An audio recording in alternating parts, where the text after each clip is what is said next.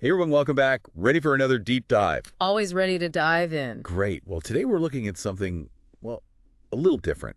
Oh, how so? It's spiritual, discourse on inheritance and growth and the cycle of time, all that good stuff. Fascinating. Sounds like some pretty deep waters to explore. It does, doesn't it?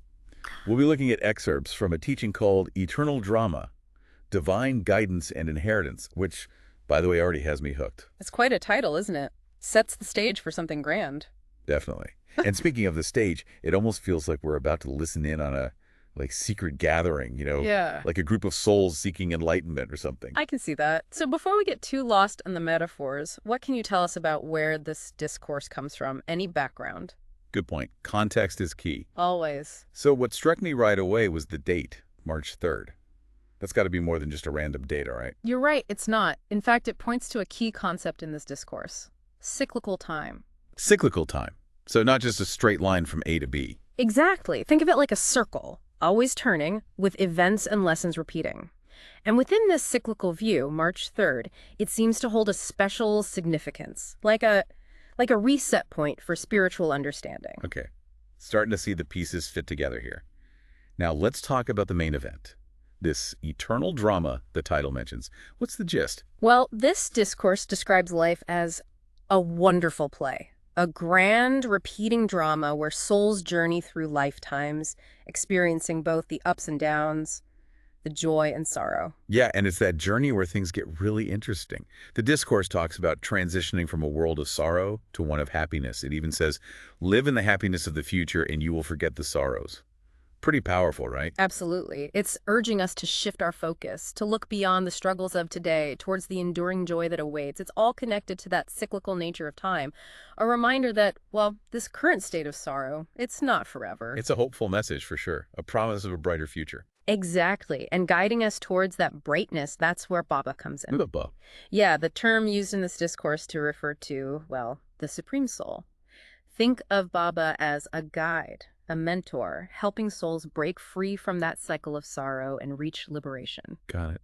And I noticed the discourse uses a really interesting metaphor to describe Baba, a seed. Why a seed? Ah, yes, the seed. It beautifully encapsulates Baba's role. Just like a tiny seed holds the potential for a magnificent tree, Baba embodies the knowledge and power to guide souls towards their fullest potential, planting those seeds of spiritual understanding, you could say. So it's not just about receiving guidance, it's about nurturing that potential within us. Exactly. And this transformation is perfectly illustrated in the story of Sawanra. Sawanra. Right. A simple villager who, through Baba's knowledge, becomes Gora, a spiritually enlightened being, a true transformation story. Wow, what a powerful example. Makes me wonder, though, what kind of practical advice does the discourse offer to actually help people achieve this kind of transformation? Like, what are the steps? Well, one key point is detachment.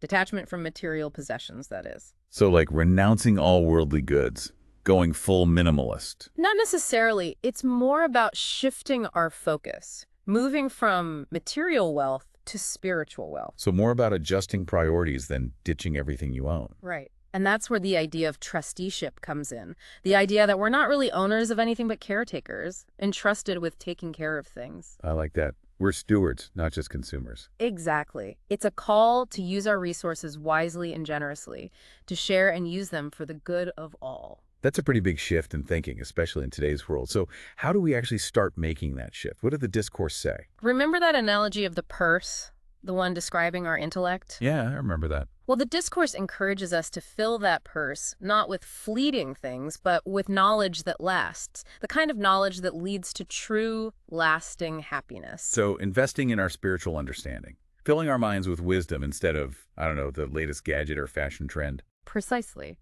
And the most valuable knowledge, the kind that truly enriches us, is the knowledge of the divine, the knowledge that connects us to our true selves and to something much greater than ourselves. That's definitely something to think about. And you know what? I think that's a perfect place to pause for now. We'll be back in a bit to explore how this divine knowledge can be used to create a better world, both for ourselves and for everyone around us. Don't go anywhere.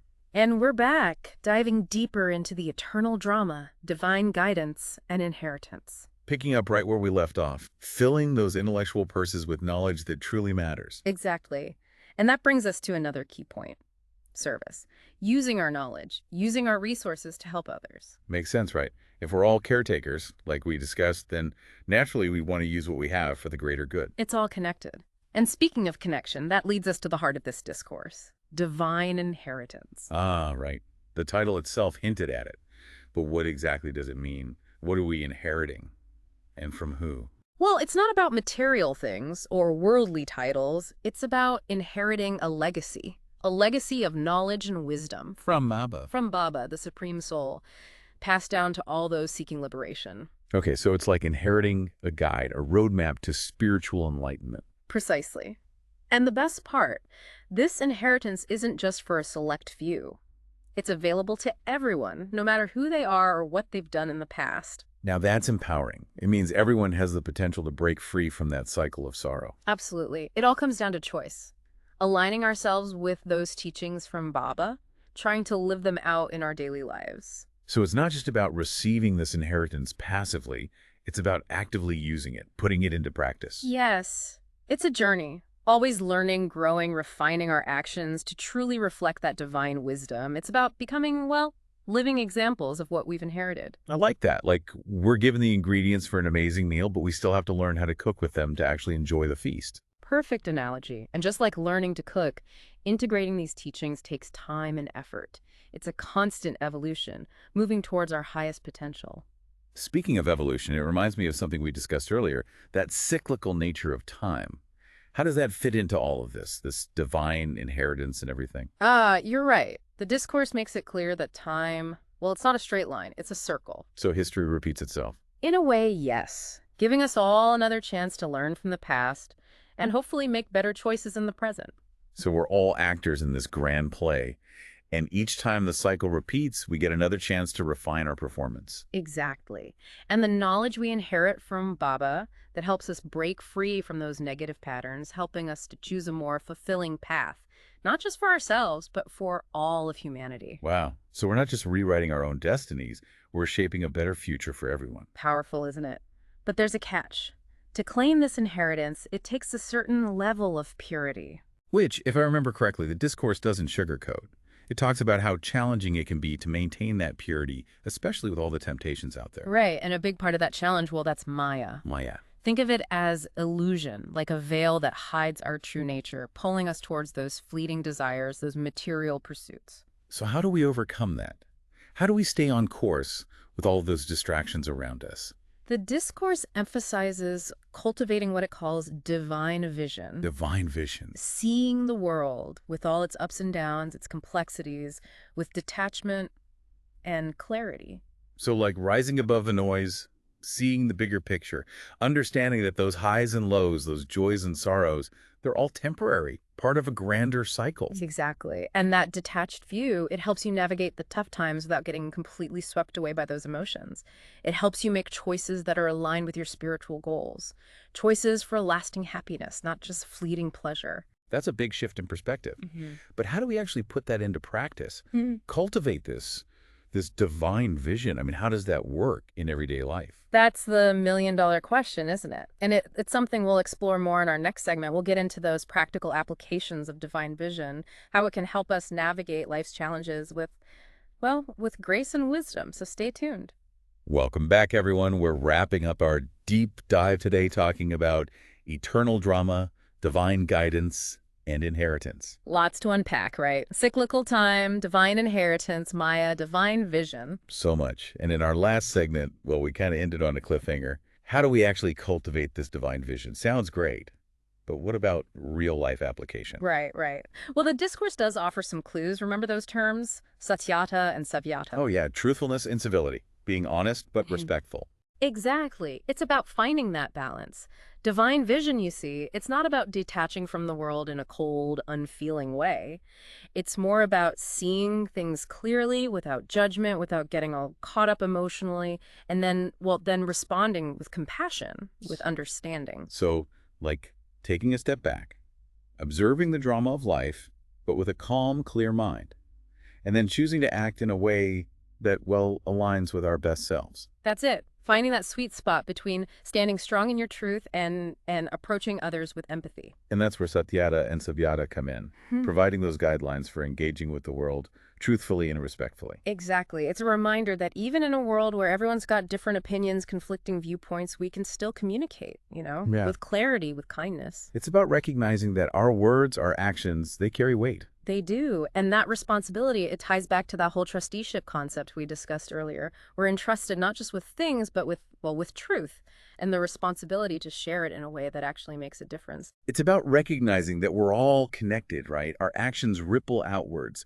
affecting more than just ourselves. Exactly. We're all part of a larger whole, a delicate ecosystem, you could say. Which reminds me of another point from the discourse, that vision of creating spiritual hospitals and universities. Yeah. Such a practical yet inspiring idea. Isn't it? Imagine places dedicated to healing, not just the physical body, but the mind and spirit as well. Places where people can, I don't know, learn how to cultivate inner peace, deepen their spiritual understanding, learn to live in harmony with themselves and the world around them. A place for everyone to reach their full potential, materially and spiritual. And the discourse emphasizes that these resources, they should be for everyone, regardless of background, financial status. It's a vision of inclusivity, of compassion, a world where everyone has the chance to claim that divine inheritance. It's a beautiful vision. Makes me wonder, what would a world transformed by those principles actually look like? A society where everyone embraces those ideas of trusteeship, divine vision, satyata, and sabyata. It's a powerful question to consider, isn't it? A world where spiritual growth is as important as material progress, where compassion and understanding guide our actions, where we all strive to, I don't know, play our part in this wonderful play with wisdom and grace. Leaves me feeling hopeful, like even small actions guided by these principles can make a difference. Absolutely. Every act of kindness, every truthful word spoken with civility, every choice made with the well-being of others in mind, they all contribute to a brighter, more harmonious world. So as we wrap up this deep dive into eternal drama, divine guidance, and inheritance, what's the key takeaway you hope listeners will hold on to? I think it's this. Each of us has a divine inheritance waiting to be claimed.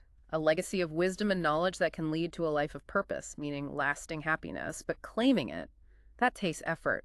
It takes engaging with those teachings, cultivating that divine vision, making choices that reflect our highest aspirations. Beautifully said.